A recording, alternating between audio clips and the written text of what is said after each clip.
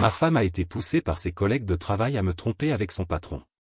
Elles ont traité notre relation comme un jeu et ont tenté de détruire notre mariage juste pour s'amuser. Alors j'ai agi, pour que toutes soient confrontées aux conséquences. Elles m'ont pris pour cible. Elles voulaient m'écarter, comme si je n'étais qu'un obstacle sans importance. Je pensais que c'était juste ma femme. Mais non. Il y avait plus de monde impliqué. Elles planifiaient tout, en groupe, comme si ma vie n'était qu'un passe-temps. Mais ce qu'elles ne savaient pas, c'est que moi aussi, je préparais quelque chose. Un mardi soir. Je suis assis dans la cuisine, il est environ 23 heures, et je regarde l'écran du téléphone de ma femme. Je lis des mois de messages dans lesquels 4 femmes conspirent, ni plus ni moins, pour que ma femme me trompe avec son patron. Oui, c'est comme ça que tout a commencé. Mais laissez-moi revenir un peu en arrière. J'ai 29 ans. Je travaille comme électricien depuis environ 8 ans. Ce n'est pas glamour, mais ça paie bien ici, environ 65 000 $ par an.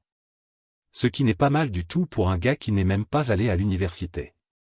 Ma femme, Sarah, a 27 ans et travaille comme coordinatrice marketing dans un cabinet de conseil chic en centre-ville. Elle gagne environ 45 000 $ par an.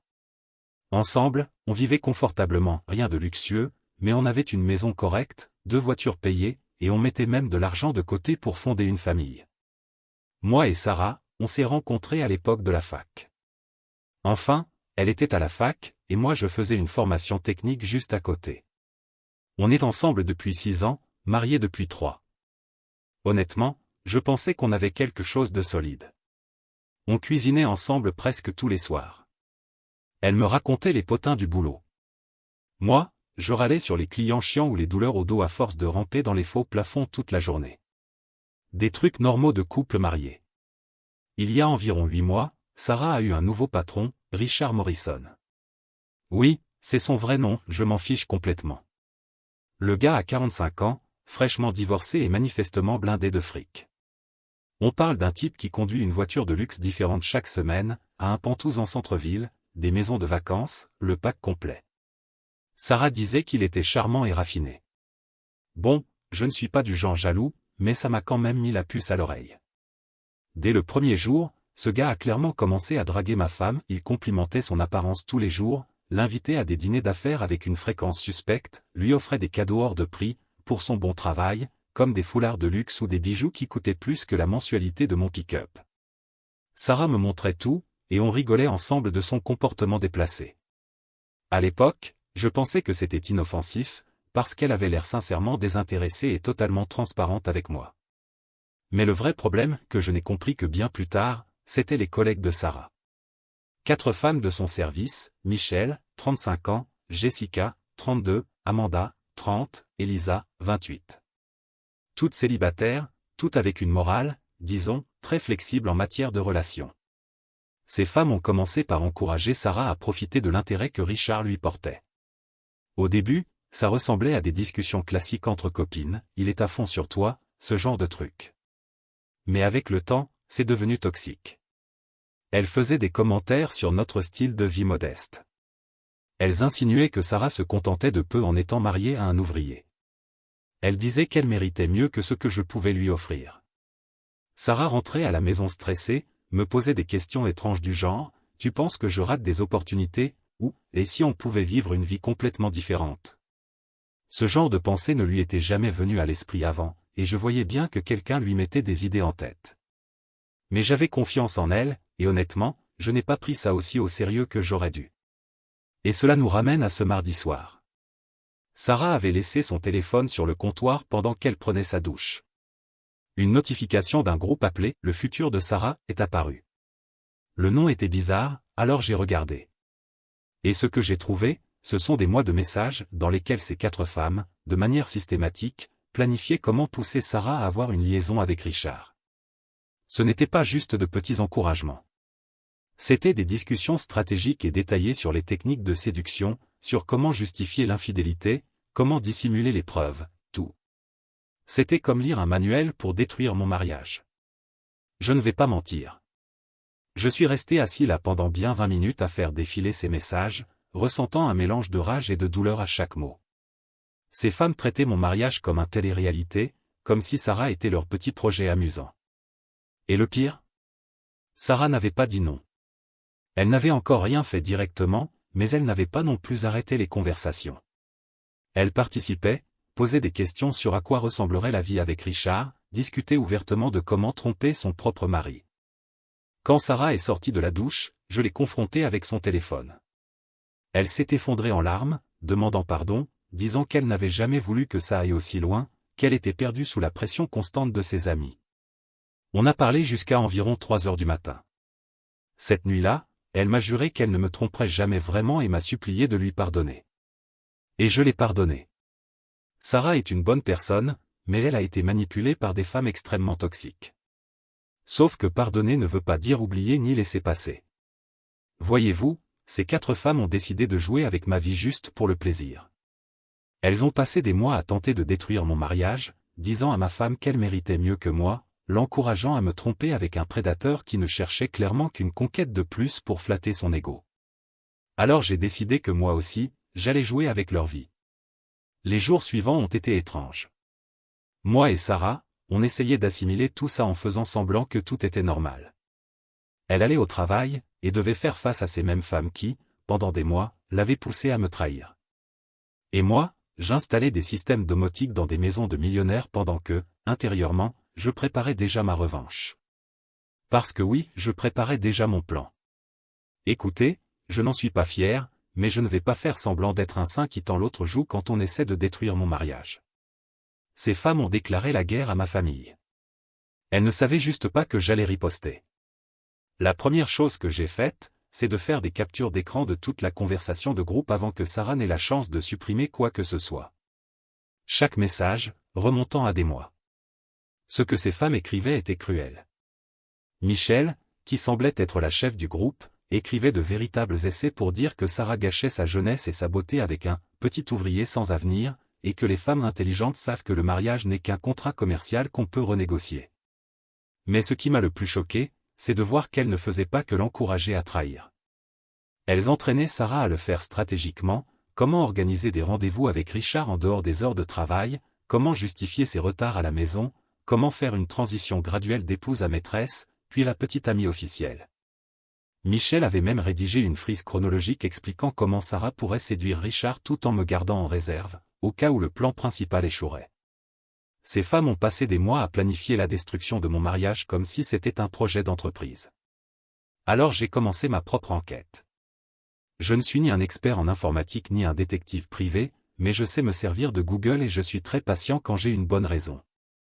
J'ai commencé par Richard Morrison, qui était évidemment le catalyseur de tout ce drame. Et il se trouve que notre cher Richard a un passé assez croustillant. Son divorce a été compliqué et très médiatisé. Son ex-femme avait documenté plusieurs infidélités pendant leur mariage, y compris des aventures avec des employés de société où il avait travaillé. Ce type est clairement un infidèle en série, qui utilise l'argent et le statut pour manipuler des femmes, avant de les jeter dès que la nouveauté s'estompe. Et ça ne s'arrête pas là. J'ai découvert que Richard avait déjà une autre liaison avec une femme mariée, dans un autre service de la même entreprise que Sarah. Même schéma, cadeau cher, voyage professionnel, rendez-vous hors horaire. Ce type gérait plusieurs opérations en même temps. Ensuite, j'ai commencé à enquêter sur les collègues de Sarah. Et là, les choses sont devenues vraiment intéressantes. Michel, la meneuse du groupe, avait une grosse présence en ligne LinkedIn, Facebook et Instagram. Elle adorait publier sur son style de vie et les hommes riches qu'elle fréquentait. Mais quand j'ai comparé ses publications avec les registres publics, rien ne collait. La BMW qu'elle disait avoir reçue de son copain était en fait financée à son propre nom. L'appartement de luxe était partagé avec 2 colocataires pour pouvoir payer le loyer. Cette femme vivait bien au-dessus de ses moyens, finançant son image avec des cartes de crédit et des prêts. Jessica n'était pas mieux. J'ai découvert qu'elle avait été licenciée de son précédent emploi pour comportement inapproprié au travail, donc probablement une liaison avec son ancien patron aussi. Et selon les registres publics, elle croulait aussi sous les dettes. Amanda et Lisa étaient plus jeunes et semblaient plus suiveuses que meneuses, mais on voyait bien qu'elles étaient très influençables et vivaient par procuration à travers les récits de Michel et ses histoires d'hommes fortunés. Et c'est là que tout m'a paru clair, ces femmes n'essayaient pas d'aider Sarah. Elles essayaient de vivre à travers elle. Elles voulaient voir Sarah conquérir son patron riche, parce que ça validait leur propre choix. Ça validait leur mode de vie. Ça justifiait leur décision de se vendre en échange d'un statut qu'elles ne possédaient même pas vraiment. Alors j'ai commencé à tout documenter. J'ai fait des copies des captures d'écran du groupe de discussion. J'ai imprimé des articles sur le divorce de Richard et les accusations de harcèlement en milieu professionnel. J'ai rassemblé des informations financières sur le style de vie mensonger de Michel. Je suis méthodique quand il le faut. C'est un réflexe du métier d'électricien, si tu ignores un détail, quelqu'un peut finir électrocuté. À cette époque, Sarah était de plus en plus mal à l'aise au travail. Elle avait essayé de s'éloigner de ses collègues après notre discussion, mais elle ne la laissait pas tranquille. Michel, en particulier, insistait sans relâche, lui demandant pourquoi elle se comportait de manière aussi étrange, insinuant que je contrôlais ses décisions. Sarah m'a raconté que Michel l'avait même coincé dans la salle de repos et lui avait lancé quelque chose comme « T'es vraiment sûr de ne pas faire une erreur en choisissant cet électricien au lieu de Richard ? Certaines opportunités ne se présentent qu'une fois. Et tu vas t'en mordre les doigts quand tu seras coincé dans ta petite maison, avec des enfants et des factures, pendant que Richard passera à une femme plus maligne. » C'est là que j'ai décidé, ces femmes devaient apprendre une leçon sur les conséquences. Ok, peut-être que j'aurais dû passer à autre chose. Sarah essayait de s'éloigner de ses collègues toxiques. On travaillait sur notre mariage. Tout aurait pu revenir à la normale. Mais je n'ai pas pu laisser passer ça. Ces femmes avaient passé des mois à essayer de détruire ma famille. Et elles continuaient à faire pression sur Sarah même après qu'elle ait essayé de se retirer. Et je ne pouvais pas m'empêcher de penser à toutes les autres femmes, à tous les autres couples que ces 4 charognards avaient peut-être déjà empoisonnés. Combien de maris étaient trompés, manipulés, sans même savoir que l'ennemi se trouvait au bureau de leur femme. Alors j'ai commencé à planifier quelque chose de plus grand. Je veux être clair, je ne suis pas un criminel de génie. Je suis juste un électricien très motivé à résoudre un problème. Mais je suis patient, minutieux, et j'ai une bonne lecture de la psychologie humaine. Et surtout, j'avais quelque chose que ces femmes n'avaient pas prévu, des preuves concrètes de leur comportement et une connaissance réelle de leur situation personnelle qu'elles s'efforçaient de cacher. Le plan a commencé simplement, exposer leur hypocrisie et leur manipulation d'une manière qui aurait de vraies conséquences. La première cible a été Richard. J'ai monté un dossier complet sur son passé de harcèlement au travail et ses innombrables liaisons. J'ai imprimé les documents du divorce, qui étaient publics. J'ai compilé des articles dénonçant son comportement dans plusieurs entreprises. J'ai même retrouvé d'anciennes publications de son ex-femme sur les réseaux sociaux, qui laissaient clairement voir qui il était vraiment. Mais il me fallait un moyen de transmettre ces informations aux bonnes personnes sans que cela puisse être retracé jusqu'à moi. C'est alors que je me suis souvenu de quelque chose que Sarah avait mentionné. L'entreprise renouvelait sa politique d'assurance contre le harcèlement et avait engagé un consultant externe pour revoir les procédures internes. L'occasion rêvée. J'ai rédigé une lettre anonyme au consultant, exposant les antécédents de Richard et y joignant toutes les preuves que j'avais recueillies. J'ai précisé que la société avait embauché quelqu'un avec un comportement problématique, et qu'il serait prudent d'enquêter avant que cela ne devienne une bombe juridique et médiatique. Concernant les collègues de Sarah, je devais adopter une approche plus personnelle. Ces femmes avaient bâti toute leur image sur une illusion, séduire des hommes riches, vivre dans le luxe. Michel, en particulier, ne cessait de poster sur les réseaux sociaux à propos de son petit ami fortuné et de son style de vie haut de gamme. Mais désormais, je savais que tout cela n'était qu'une façade. Alors j'ai commencé à documenter leur véritable situation financière. C'est fou tout ce qu'on peut trouver publiquement quand on sait où chercher. Les rapports de crédit sont protégés, mais les procédures judiciaires, les actes de propriété, les licences commerciales, les dossiers de faillite, beaucoup de choses sont accessibles si l'on est patient. Michel, par exemple, avait fait défaut sur un prêt automobile 2 ans auparavant. Elle avait été expulsée de son ancien appartement pour loyers impayés. Et son condo de luxe actuel. Une colocation en location mensuelle parce qu'elle ne pouvait pas obtenir un bail à long terme. J'ai rédigé des dossiers individuels pour chacune de ces femmes, situation financière réelle, parcours professionnel, habitudes relationnelles. Ce n'était pas pour les faire chanter, ni pour faire quoi que ce soit d'illégal. C'était pour avoir un levier, au cas où. Mais la vraie opportunité est arrivée quand Sarah m'a parlé de la fête de fin d'année de l'entreprise. Un grand événement, chic, dans un hôtel de luxe. Tous les employés étaient invités, ainsi que leurs conjoints. Sarah m'a demandé si je voulais y aller, et j'ai répondu. Bien sûr que oui. C'est là que le plan a vraiment commencé à prendre forme. La fête de Noël devait avoir lieu dans 3 semaines. Ce qui me laissait largement le temps de tout préparer parfaitement. Je ne vais pas mentir, j'étais excité. Ces femmes avaient joué avec mon mariage pendant des mois. Maintenant, c'était à mon tour de jouer. La première conséquence n'a pas tardé. Ma dénonciation anonyme concernant Richard commençait à porter ses fruits. Un jour, Sarah est rentrée à la maison en disant qu'il y avait des rumeurs qui circulaient dans l'entreprise. On commençait à poser des questions sur le style de management de Richard, et il semblait visiblement stressé par quelque chose. Le consultant externe avait apparemment soulevé quelques inquiétudes concernant d'éventuels cas de harcèlement sur le lieu de travail. Mais moi, je n'allais pas attendre que la bureaucratie fasse son travail. J'avais des plans beaucoup plus directs. Environ une semaine avant la fête, j'ai contacté l'ex-petit ami de Michel, celui dont elle disait qu'il lui avait offert tous ses cadeaux luxueux. Je l'ai trouvé en fouillant d'anciennes publications Facebook, et je lui ai envoyé un message anodin. Je pense acheter une BMW comme celle que tu avais offerte à Michel. Tu pourrais me donner des conseils sur l'achat? Sa réponse a été révélatrice. Il s'avère qu'il ne lui avait jamais rien offert de cher. Ils étaient sortis ensemble pendant environ 3 mois, il l'avait emmené dîner dans quelques bons restos, et c'est tout. Toute cette histoire de Sugar Daddy était une pure invention de sa part. Le gars était encore amer d'avoir été utilisé pour des photos Instagram, puis largué desquelles avait compris qu'il n'était pas aussi riche qu'il en avait l'air. Il a été plus qu'heureux de m'envoyer des captures de conversation où Michel le poussait à faire semblant d'avoir une relation sérieuse. Elle lui avait même demandé de poser à côté de voitures de luxe qui ne lui appartenaient pas, juste pour qu'elle puisse les poster sur ses réseaux sociaux. Et ce n'était que le début. J'ai aussi contacté d'autres hommes avec qui Michel était sorti, en me basant sur son historique de publication. J'ai découvert qu'elle suivait toujours le même schéma, elle exagérait ses relations avec tout homme qui semblait avoir de l'argent, puis elle inventait des histoires de cadeaux et de voyages qui n'avaient jamais eu lieu. Mais le vrai coup de théâtre est venu quand j'ai découvert la vérité sur la situation professionnelle passée de Jessica.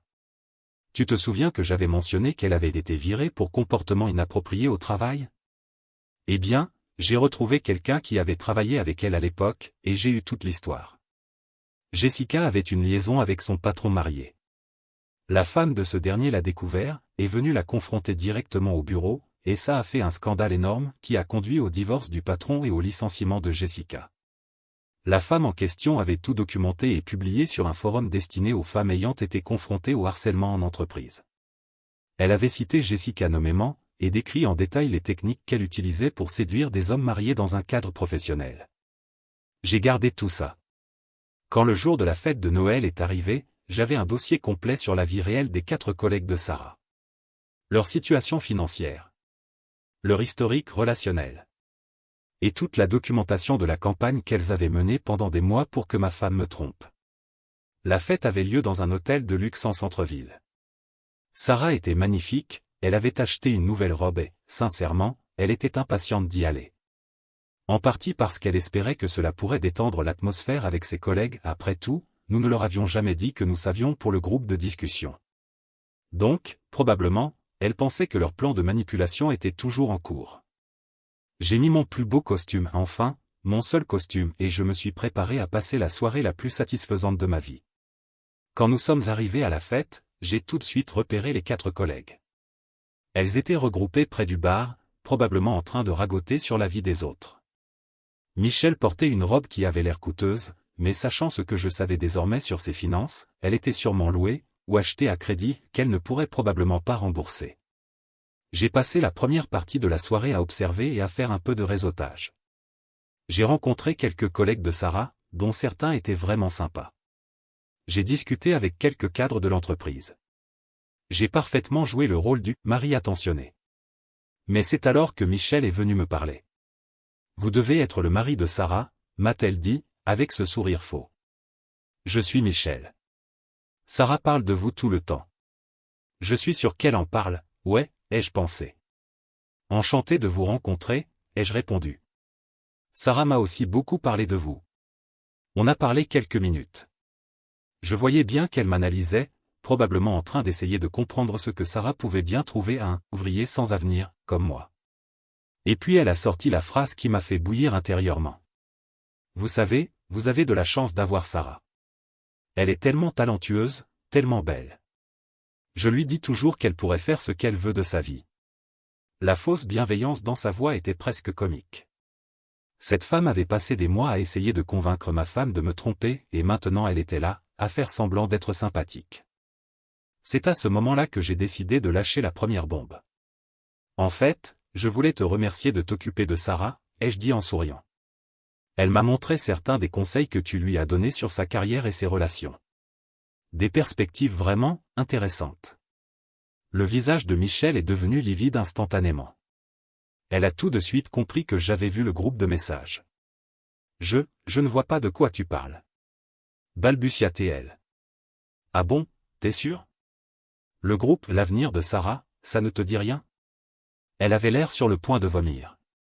Écoute, ai-je dit à voix basse, je sais exactement ce que toi et tes copines avez manigancé ces derniers mois. La seule vraie question, c'est, tu préfères qu'on règle ça discrètement, ou que d'autres personnes s'en mêlent? Michel a marmonné une excuse quelconque et s'est quasiment enfui. Je l'ai vu se précipiter vers Jessica, Amanda et Lisa, en chuchotant frénétiquement. Les quatre ont passé le reste de la soirée à me jeter des regards furtifs, visiblement nerveuses. Mais elles étaient loin d'imaginer que je ne faisais que commencer.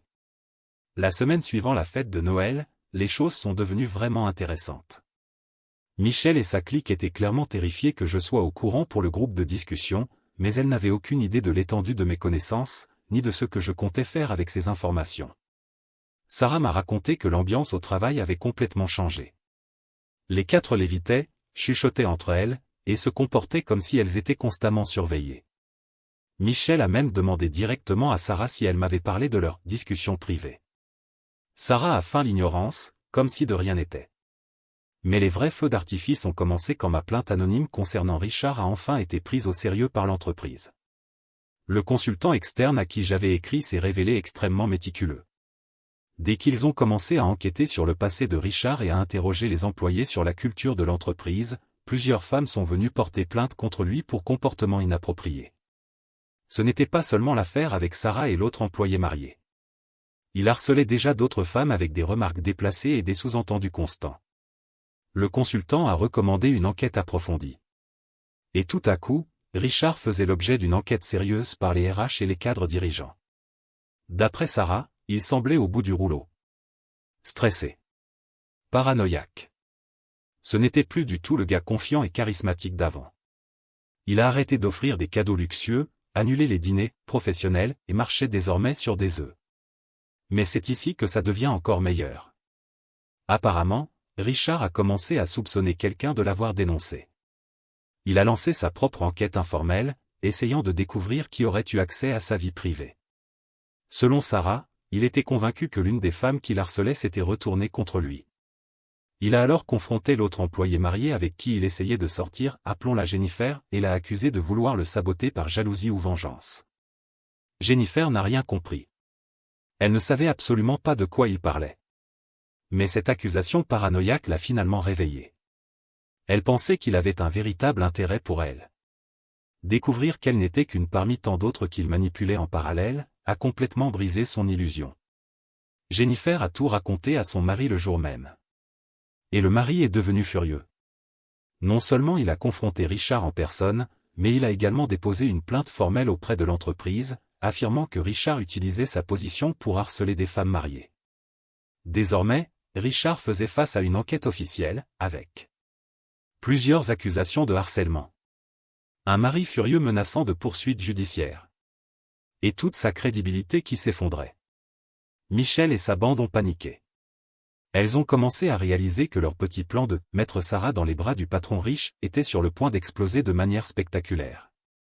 Parce que si l'enquête de l'entreprise découvrait le groupe de discussion et la campagne organisée pour pousser Sarah à tromper son mari, elle risquait toutes d'être licenciée. Et c'est là que Michel a commis la grosse erreur. Elle a tenté de convaincre Sarah de mentir pour elle. D'après ce que Sarah m'a raconté, Michel l'a coincée dans les toilettes de l'entreprise et lui a presque supplié de supprimer le groupe de discussion et de nier l'existence de toute conversation compromettante. Elle a dit que tout ça n'était qu'un « jeu » entre amis, qu'elle voulait juste encourager Sarah dans sa carrière. Et que si la direction découvrait qu'elles avaient encouragé des relations inappropriées, elles perdraient tout leur emploi. Sarah a fait semblant d'y réfléchir. Mais dès qu'elle est rentrée à la maison, Sarah m'a tout raconté. Et c'est là que j'ai su, il était temps de passer à la phase 2. Je gardais précieusement toutes les données financières et personnelles que j'avais recueillies sur ces 4 femmes, en attendant le bon moment. Et leur tentative de forcer ma femme à mentir pour elle, c'était le moment parfait. J'ai préparé 4 lettres distinctes, une pour chaque femme, contenant un résumé détaillé de leur situation financière réelle, leur historique de relations, et des preuves claires de leur schéma de manipulation et de tromperie. Pour Michel, j'ai inclus des captures d'écran de ses conversations avec son ex, prouvant qu'elle avait inventé toute cette histoire de « sugar baby ». Des documents sur ses problèmes financiers, ses expulsions passées et ses dettes de carte de crédit. Je lui ai clairement fait comprendre que je savais tout, que son mode de vie luxueux n'était qu'un montage basé sur des mensonges et des dettes.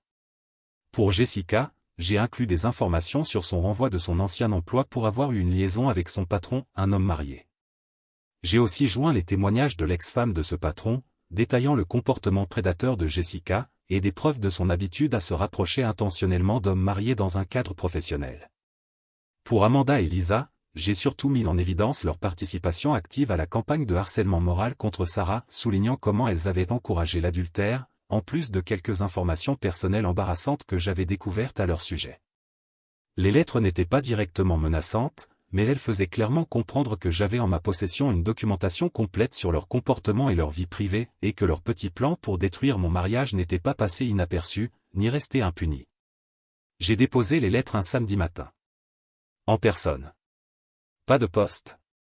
Je les ai glissées une par une dans leur boîte aux lettres respectives. Histoire de bien leur faire comprendre que je savais exactement où elles habitaient. La réaction a été immédiate et délicieuse. Michel a appelé le téléphone personnel de Sarah en moins de 2 heures, en larmes, suppliant qu'elle me demande d'arrêter. Elle a dit qu'elle se sentait traquée et a menacé d'appeler la police si je ne faisais pas marche arrière. Sarah lui a répondu froidement que tout ce qui figurait dans la lettre était constitué d'informations publiques et de faits documentés, et que si Michel se sentait menacé par la simple révélation de ses propres actes, peut-être était-il temps de repenser ses choix de vie. Jessica, de son côté, a envoyé un email désespéré à l'adresse professionnelle de Sarah, s'excusant pour tout malentendu et jurant qu'elle ne se mêlerait plus jamais de son mariage. Amanda et Lisa? Elles ont carrément disparu de la circulation. Elles ont commencé à éviter complètement Sarah au travail. Mais le meilleur, c'était de les voir se retourner les unes contre les autres. D'après Sarah, Michel a tout de suite rejeté la faute sur les 3 autres, affirmant que c'était elle qui était allée trop loin, et qu'elle voulait simplement être une amie bienveillante. Jessica, elle, a répliqué que tout était l'idée de Michel, et qu'elle avait fait pression sur toutes pour participer au groupe et encourager l'infidélité. Cette alliance s'est effondrée à la première fissure. Elles avaient passé des mois à comploter contre mon mariage. Et maintenant, elles se débattaient pour sauver leur propre peau. Tu pourrais te dire, bon, là, c'est bon, la vengeance est complète. Richard était sous enquête et risquait de se faire virer. Les 4 femmes étaient en panique, paranoïaques, en train de s'entre-déchirer. Et mon mariage? Plus fort que jamais, parce que Sarah et moi avions traversé tout ça ensemble. Mais, je n'étais pas encore satisfait. Ces femmes avaient passé des mois à essayer de détruire méthodiquement ma famille. Je voulais qu'elles sachent exactement ce que ça fait de voir sa vie s'effondrer à cause d'un tiers. L'opportunité est venue quand le mari de Jennifer a décidé d'aller plus loin. Tu te souviens de Jennifer? L'autre employée mariée que Richard essayait de séduire? Quand elle a tout raconté à son mari, y compris le fait que certaines collègues l'avaient encouragé à envisager cette liaison, il est devenu furieux. Il a engagé un avocat et menacé de poursuivre Richard, l'entreprise, et toute personne ayant collaboré ou encouragé la création d'un environnement propice au harcèlement ou à l'adultère. C'est à ce moment-là que j'ai compris que j'avais la munition parfaite pour en finir une bonne fois pour toutes avec Michel et sa bande. J'ai contacté l'avocat du mari de Jennifer et je lui ai tout remis. Des captures d'écran du groupe de messages détaillant la campagne visant à pousser Sarah à l'infidélité. Des preuves claires du comportement manipulateur des 4 femmes. Et des détails sur la pression constante qu'elles exerçaient sur ma femme. L'avocat était ravi du niveau de documentation que j'avais rassemblé. Il m'a expliqué qu'il existait une jurisprudence permettant de tenir les collègues responsables lorsqu'ils facilitent ou encouragent activement le harcèlement moral dans un cadre professionnel.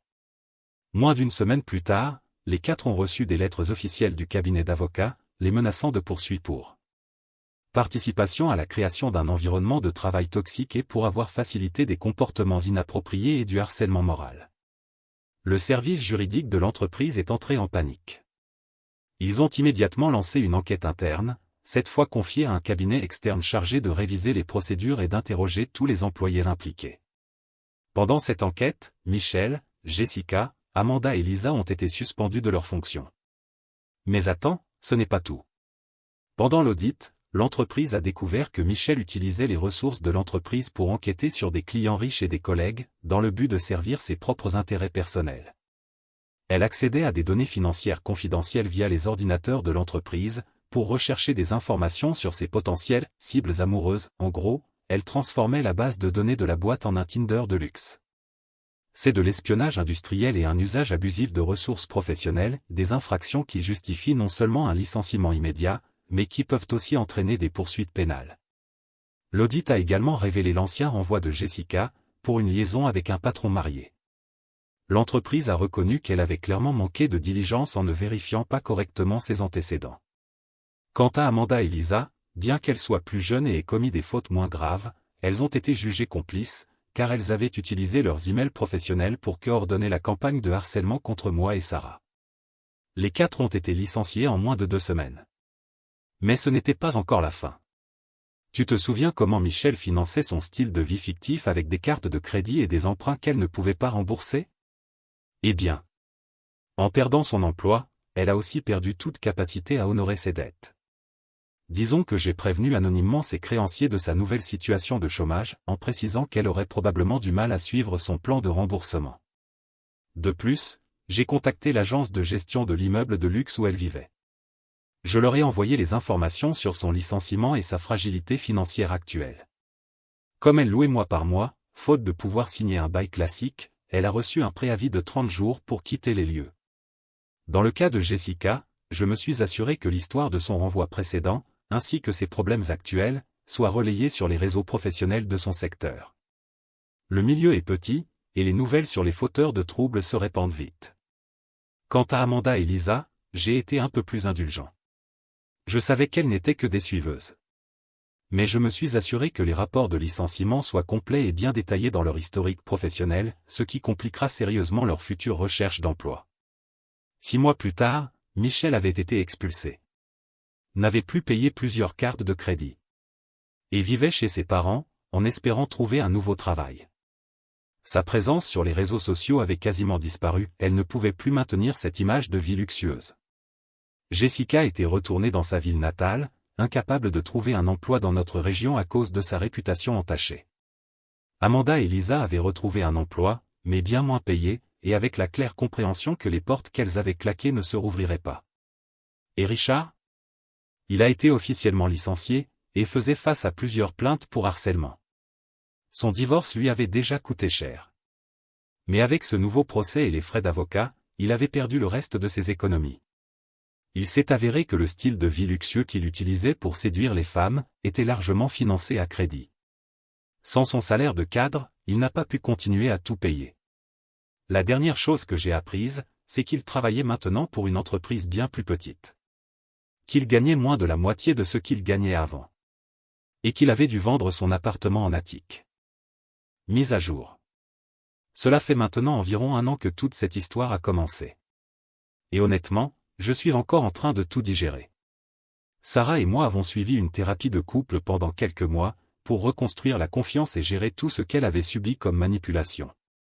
Et notre mariage, aussi incroyable que cela puisse paraître, est aujourd'hui plus solide que jamais.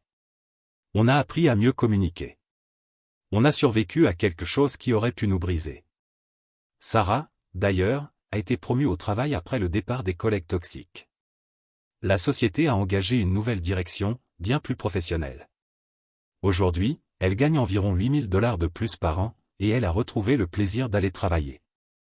Et les 4 femmes ? Disons qu'elles ont appris des leçons dures sur les conséquences. Michel a même tenté de contacter Sarah, il y a environ 6 mois, pour lui demander de l'aide afin de retrouver un emploi, en jurant qu'elle regrettait tout. Sarah ne lui a jamais répondu. Quelques semaines plus tard, Michel s'est présenté chez nous. Je pense qu'elle a trouvé notre adresse sur Internet. Elle pleurait, désespérée, me suppliant de faire cesser toute cette pression juridique et de l'aider à reconstruire sa vie. Elle disait avoir compris la leçon et vouloir simplement une seconde chance. Je lui ai répondu que je n'avais rien fait d'illégal, ni d'immoral. Je m'étais simplement assuré que ses actions aient des conséquences réelles.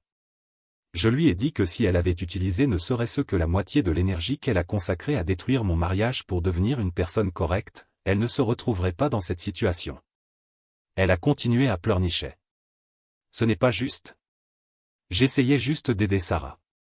Je ne mérite pas que ma vie soit ruinée à cause d'un simple groupe de discussion entre copines.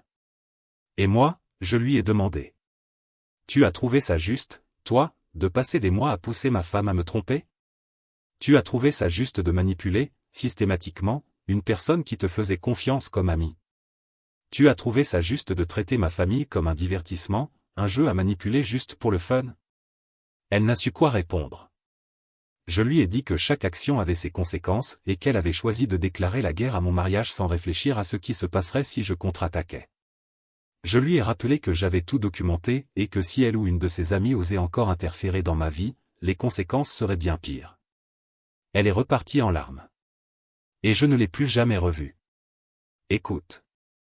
Je ne vais pas prétendre être le héros de cette histoire. J'étais blessé, en colère, et je voulais me venger de celle qui avait tenté de détruire ma famille. Oui, une partie de ce que j'ai fait était mesquine. Et oui, je suis allé bien au-delà de ce qui était nécessaire pour simplement protéger mon couple. Mais je ne regrette rien. Ces femmes ont passé des mois à manipuler ma femme pour qu'elle me trompe avec un prédateur, qui ne voulait que la consommer et passer à la suivante. Elles ont traité notre mariage comme un jeu. Notre relation, comme un passe-temps. Notre avenir, comme quelque chose qu'elles pouvaient détruire pour s'amuser. Elles avaient besoin d'apprendre qu'il y a toujours un prix à payer. Et que certaines personnes se défendent quand on menace leur famille. Ce qui me dérange le plus, c'est de penser à tous les autres couples qu'elles ont probablement détruits au fil des années. Combien de maris ont vécu ça sans jamais rien savoir? Combien de femmes ont pris de mauvaises décisions, croyant être encouragées, alors qu'elles étaient manipulées par leurs propres amis? Sarah et moi, on a eu de la chance. On avait une bonne communication. On a pu reconstruire la confiance. Et on est ressorti plus fort de tout ça. Mais je pense à Jennifer, cette autre femme mariée que Richard harcelait aussi. Son couple n'a pas survécu. Son mari a demandé le divorce. Il a perdu son travail. Et la dernière fois que j'ai eu des nouvelles, ils étaient en pleine guerre judiciaire pour la garde des enfants. Ça aurait pu être nous. Si Sarah avait cédé à la pression.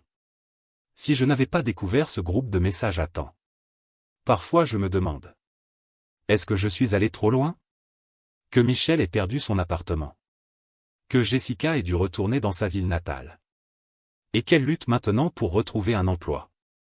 C'est énorme, comme conséquence, né d'un jeu, d'une manipulation organisée sur le lieu de travail. Mais ensuite, je me rappelle des messages calculés. De comment elles avaient planifié que Sarah passe de femme à maîtresse. En me gardant comme plan B au cas où le patron ne voudrait pas d'elle. Je me rappelle Michel écrivant que les vœux de mariage, ce n'était que du papier. Et que les femmes intelligentes savent quand il est temps de changer de vie. Ces femmes n'étaient pas des adolescentes naïves. C'étaient des adultes conscientes, qui ont délibérément tenté de détruire un mariage, le mien, par pur divertissement. Elles ont étudié des techniques de manipulation. Ont mis en place des stratégies pour couvrir l'infidélité. Et ont passé des mois à saboter ma relation avec la femme que j'aime. Au final, elles n'ont récolté que ce qu'elles ont semé. Commentaire Monsieur Reddit. Alors les filles, c'était juste un petit jeu entre copines, hein? Eh bien, maintenant vous savez, certains maris savent jouer aussi. Et parfois, ils jouent pour gagner.